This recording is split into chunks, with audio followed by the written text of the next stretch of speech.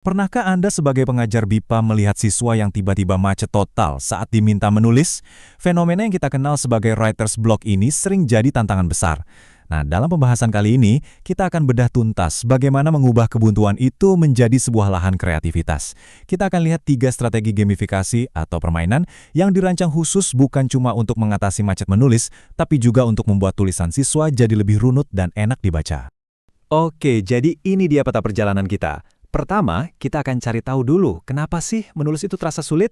Setelah itu, kita akan masuk ke 3 alat utama kita. Modul iklan TV untuk melatih persuasi, rantai kejadian untuk membangun cerita yang logis, dan puisi bersama untuk eksplorasi keindahan bahasa. Dan terakhir yang paling penting, kita akan bahas bagaimana semua permainan seru ini sebenarnya adalah alat evaluasi yang sangat efektif. Yuk, kita mulai dari pertanyaan yang paling mendasar. Kenapa sih proses menuangkan ide ke dalam tulisan itu bisa jadi tantangan yang begitu besar, terutama bagi pembelajar bahasa? Jawabannya sebenarnya ada pada sebuah pertarungan internal di dalam pikiran mereka.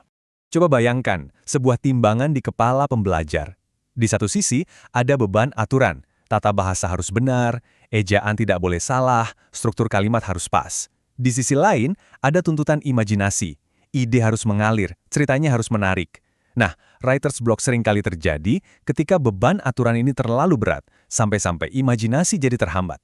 Disinilah permainan hadir sebagai penengah, sebagai jembatan yang menurunkan tekanan pada aturan agar imajinasi bisa bebas lepas. Oke, sekarang kita masuk ke alat pertama di kotak perkakas kita.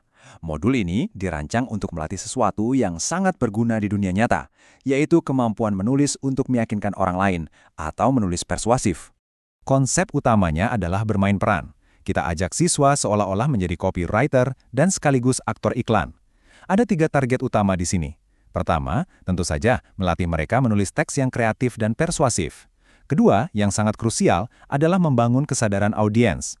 Mereka jadi harus berpikir, siapa ya yang akan saya ajak bicara? Apa yang mereka suka? Dan ketiga, mengasah keterampilan presentasi mereka. Jadi ini bukan cuma soal nulis, tapi paket lengkap komunikasi. Lalu bagaimana cara menjalankannya di kelas? Gampang banget.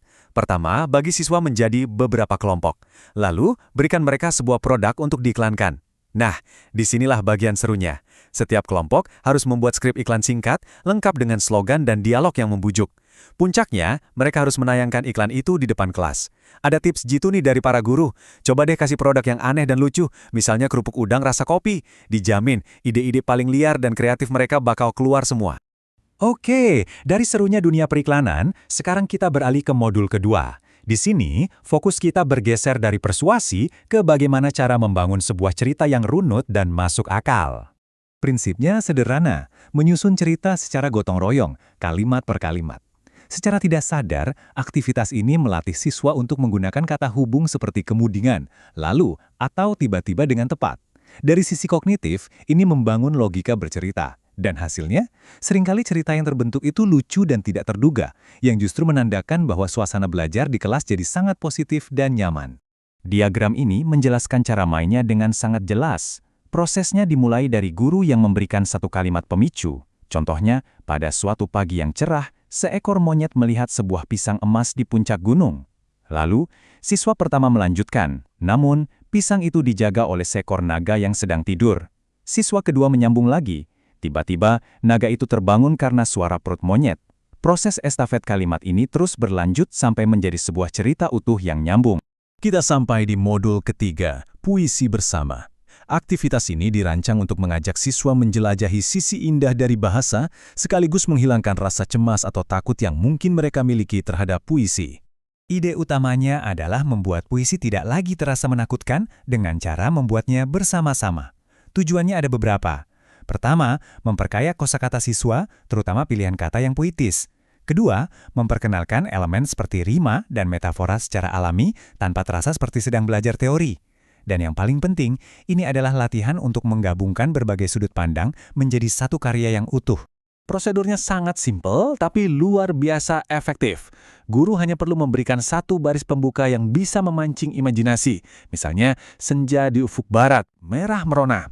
Lalu, secara bergiliran, setiap siswa menampakkan satu baris berikutnya, membangun puisi itu secara organik. Bagian akhirnya adalah apresiasi bersama, di mana puisi hasil karya kolektif itu dibacakan dan dinikmati, yang akan memperkuat rasa kepemilikan dan pencapaian kelompok. Setelah kita menjelajahi 3 model permainan tadi, sekarang kita beralih ke bagian yang mengikat semuanya. Yaitu, bagaimana semua aktivitas yang kelihatannya hanya untuk bersenang-senang ini sebenarnya punya peran penting dalam proses penilaian. Poin kuncinya ada di kutipan ini. Evaluasi bukanlah sekadar prosedur administratif, melainkan cermin yang merefleksikan kemajuan pembelajar. Ini artinya kita menggeser cara pandang kita soal penilaian. Hasil karya dari permainan ini, baik itu skrip iklan, cerita, atau puisi, adalah data otentik yang sangat kaya. Dari situ, kita bisa menganalisis penguasaan struktur teks, pilihan kata, dan alur berpikir siswa secara alami tanpa tekanan ujian formal. Slide ini merangkum ketiga model tadi dalam satu paket. Modul iklan TV sangat bagus untuk mengasah kemampuan persuasi. Rantai kejadian fokus pada logika bercerita. Sementara puisi kolaboratif melatih kepekaan siswa terhadap keindahan bahasa. Ketiganya adalah alat spesifik yang bisa Anda gunakan secara terpisah atau digabungkan untuk membangun kemampuan menulis siswa secara menyeluruh. Setelah kita membedah konsep dan cara kerja 3 modul ini, sekarang pertanyaan reflektifnya adalah untuk Anda, para pendidik. Berdasarkan kondisi kelas Anda saat ini, kira-kira permainan mana yang paling cocok untuk Anda terapkan minggu ini untuk memecah kebekuan dan menyalakan kembali api kreativitas para pembelajar Anda?